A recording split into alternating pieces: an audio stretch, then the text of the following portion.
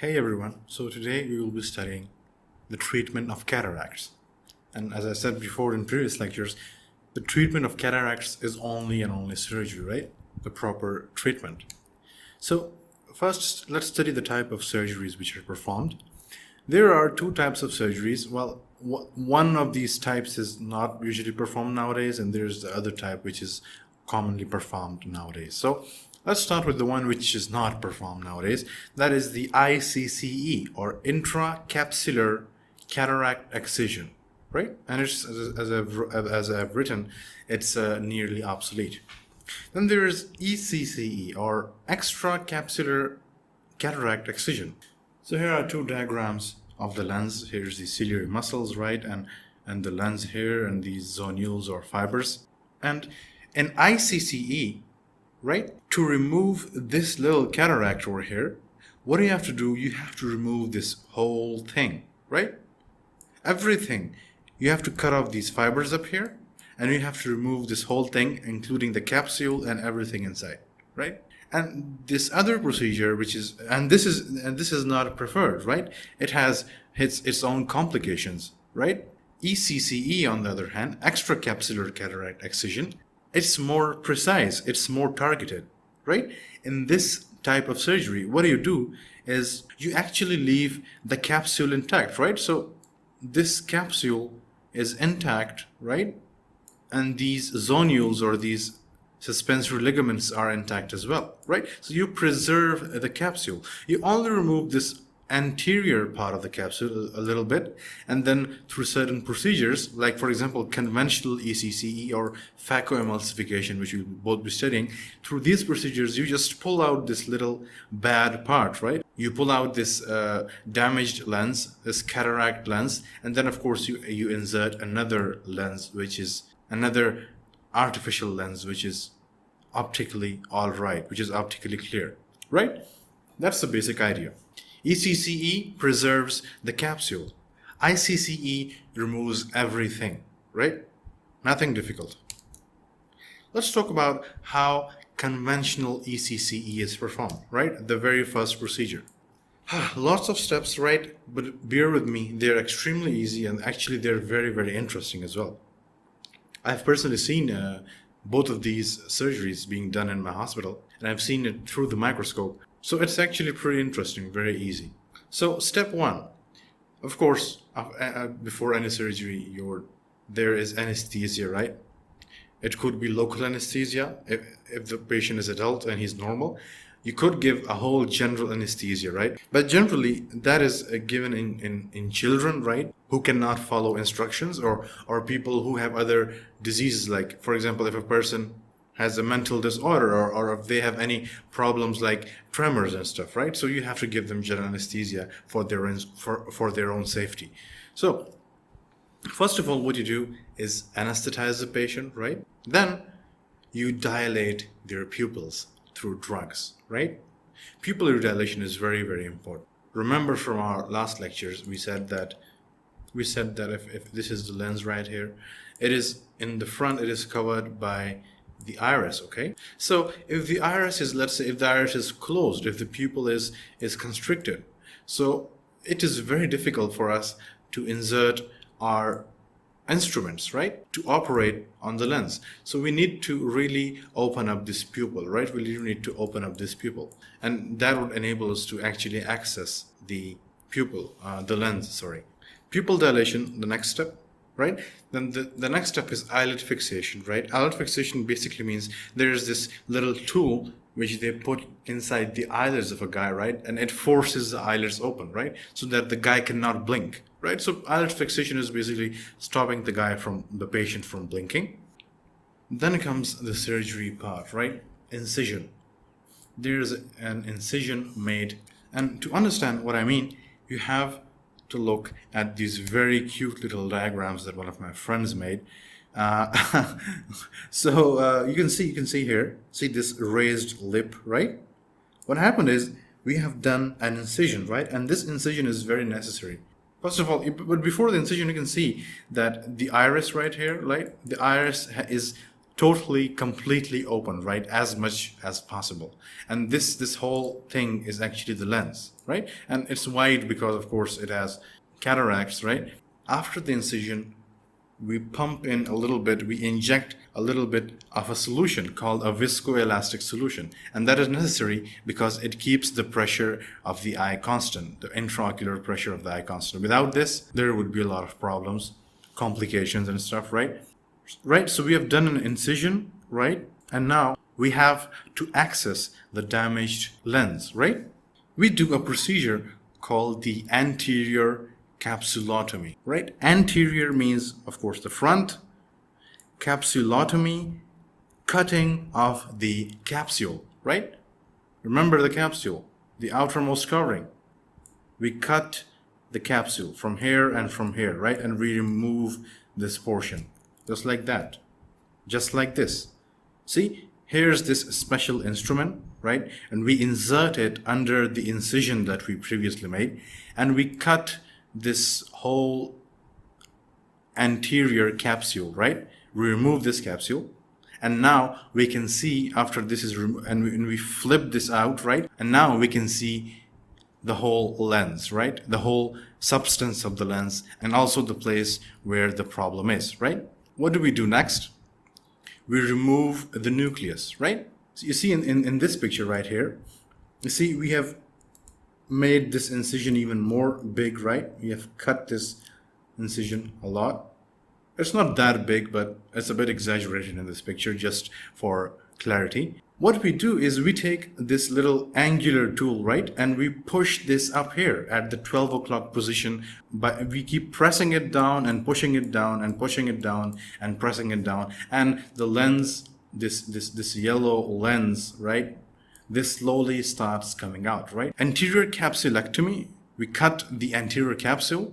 As a result, we have the nucleus visible, and then we remove the nucleus via expression. This application of force is called expression, right? This is also called the delivery of the nucleus for some reason. And then we also remove the remaining cortex, right? We remove the nucleus first, and then now we have to remove all this other area, right? Which is, of course, the cortex, as we know. Now, when we remove everything from inside, this capsule might collapse, right? And to stop that from happening, we inject a little bit of viscoelastic substance, right? The same that we injected into the anterior and posterior chambers. And then what do? We take an intraocular lens, right? The artificial lens. Of course, I mean, you have removed one lens, you have to put another back, right?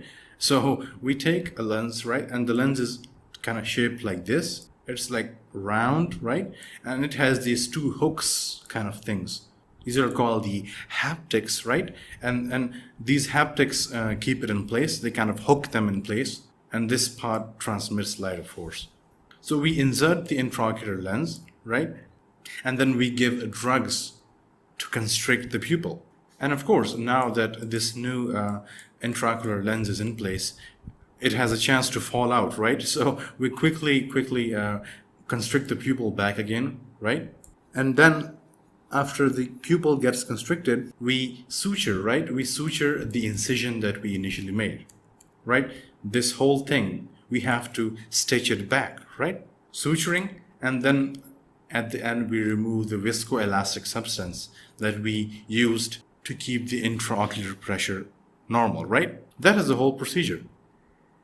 Anesthesia, we dilate the pupil, fix the eyelid, right? We cut a little bit of the cornea, we inject a little bit of viscoelastic substance, we cut the anterior capsule, remove the nucleus, remove the cortex, add another lens, constrict the pupil, and sew everything back together, right?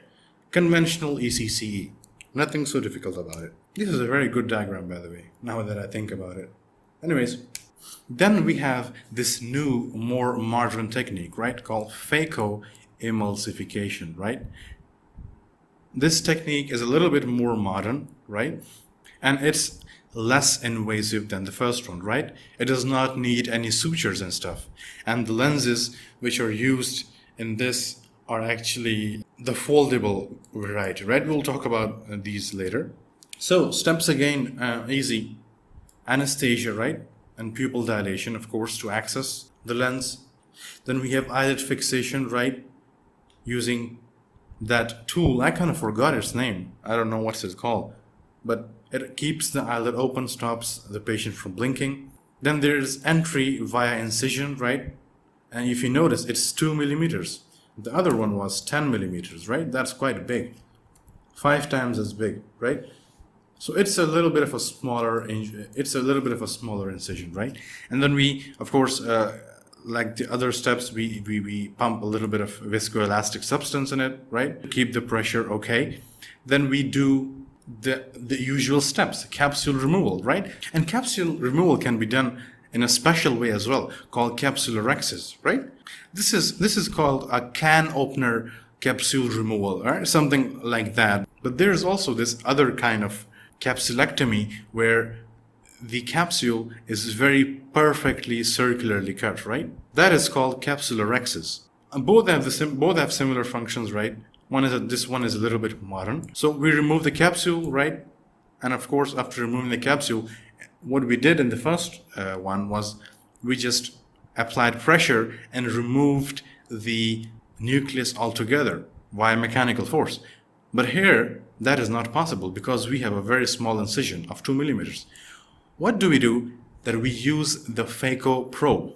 And that is, this procedure is called Phacoemulsification because of these 2 steps, right? First of all, we insert this tool called a phaco probe, right? It looks somewhat like this. So here is this 2 millimeters of incision, right? And we insert it underneath. Here's the dilated pupil, of course, and this is the lens. And we insert the phaco probe inside, right? The phaco probe is a kind of a special thing, right? It in its tip, right, there is this little machine, there's this little instrument which produces vibrations, right? Very high frequency vibrations. And these vibrations cause the lens material to kind of break up into pieces, right? Just like this, see? But that is not the only thing which the phaco probe does. The phaco probe also has the ability of suction, right? So it's like a vacuum cleaner, right? And all these broken parts, right? They are sucked outside by the phaco probe. As a result, we have this clear, empty lens, and the other parts, they're all sucked outside, right? By this probe. So it's kind of advanced, it's kind of easy, right? And that might bring the question that, hey, if we have this tool, if we have this advanced technology, why use the very first procedure at all? Well, the answer is because this tool is expensive, right?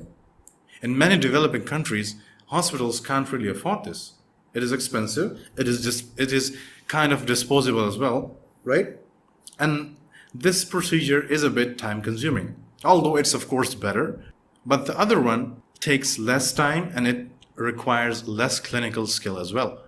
And it does not require a lot of expensive materials. So developing countries usually use the traditional method. And one other reason why traditional method is still used sometimes is in cases when the cataract is so hard that the vibrations of this phaco probe cannot break the lens, right? And as a result, you really have to do the traditional method, right?